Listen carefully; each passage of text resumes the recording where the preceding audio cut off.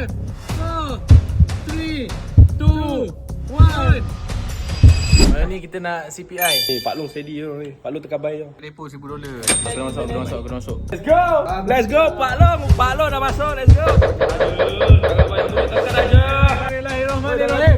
Ni nampak ni. Nampak lagi je babi. 5, 4, 3, 2, 1.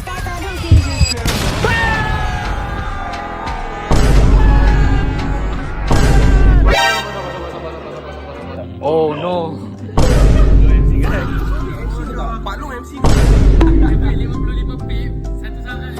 Kita kena koyak Kelantan baru tahu kita nak. Tuan nak entry ni pair. Apa kita sambung sekejap lagi.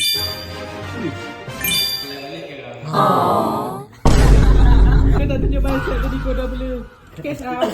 Z dengan Kak McRoy follow by aku. Don't lost. Okay, Z bagi recovery. Nampak? Z bagi recovery. Satu baik tu Z. Kau bertanggungjawab doh atas apa yang kau dah Ambil balik duit kau. Sorry doh geng tadi.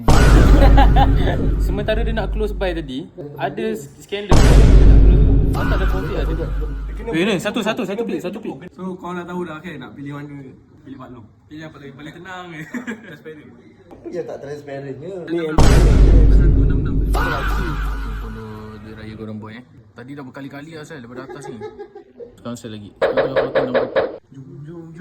Jom raya dengan